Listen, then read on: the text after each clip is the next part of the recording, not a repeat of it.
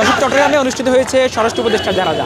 শুনতে অবাক হলেও যে চট্টগ্রামের বৈষম্য বিরোধী ছাত্র আন্দোলনের যারা রয়েছেন তারা কিন্তু কিছুক্ষণ আগে চট্টগ্রামে স্বরাষ্ট্র উপদেষ্টার যে গায়েবানা জানাজা, সেই গায়েবানা জানাজা তারা এখানে পালন করেছেন। আমরা দেখেছি যে বৈষম্য বিরোধী ছাত্র আন্দোলন চট্টগ্রামের যারা রয়েছেন তারা কিন্তু এখানে একটি মানববন্ধন করেছেন এবং মানববন্ধনের পরপরই তারা চট্টগ্রামের প্রেস ক্লাবে আমরা দেখেছি প্রেস ক্লাব হয়ে জামালখানা হয়ে একটি বিক্ষোভ মিছিল করেছেন এবং বিক্ষোভ মিছিলের পরপর তারা স্বরাষ্ট্র উপদেষ্টার যে গায়েবানা জানাজা, সেই গায়েবানা জানাজা তারা পালন করেছেন এবং এই গায়েবানা জানাজার পালনের পরপর তারা একটি মোনাজাত ধরেছেন এবং সেখানে স্বরাষ্ট্র উপদেষ্টার আত্মার মাগফিরাত কামনা করে তারা সকলে দোয়া করেছেন। কিন্তু আমরা যদি আপনাদেরকে বলে রাখি যে মূলত গতকালকে গাজীপুরে এবং হাতিয়া সহ দেশের বিভিন্ন জায়গায় ছাত্রদের উপর যে হামলা হয়েছে, সেই হামলার প্রতিবাদে আজকে তাদের এই বিক্ষোভ মিছিল ছিল এবং এই বিক্ষোভ মিছিলে তাদের এই কর্মসূচি ছিল।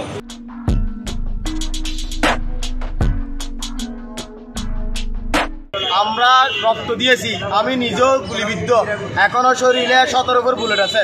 আমরা যেই জাতি রক্ত দিতে শিখে গেছি, সুতরাং আমাদেরকে রাজপথ থেকে সহজে হটানো সম্ভব নয়। আমরা একবার নেমেছি, শেষ করি নাই।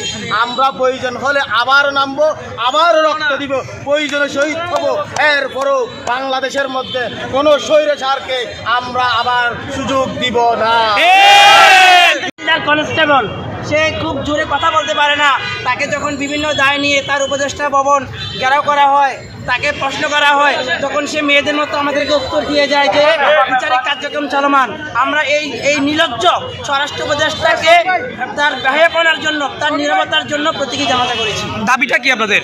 কি দাবি জানাবেন? আমাদের দাবি হলো আওয়ামী লীগকে বাংলাদেশ থেকে নিষিদ্ধ ঘোষণা করতে হবে এবং গাজীপুর, সাভার এবং হাতিয়াতে গতকাল যে হামলা হয়েছে আমার নিরীহ ছাত্র ভাইদের উপর, তার সুষ্ঠু তদন্ত করে দোষীদেরকে গ্রেফতার করতে হবে এবং বাংলাদেশের যে প্রান্তে আওয়ামী লীগ ফেসিবাদের যে মদতকারীগণ বিভিন্নভাবে ষড়যন্ত্র করে যাচ্ছে, তাদেরকে চিহ্নিত করে অতি শীঘ্রই গ্রেফতার করতে হবে।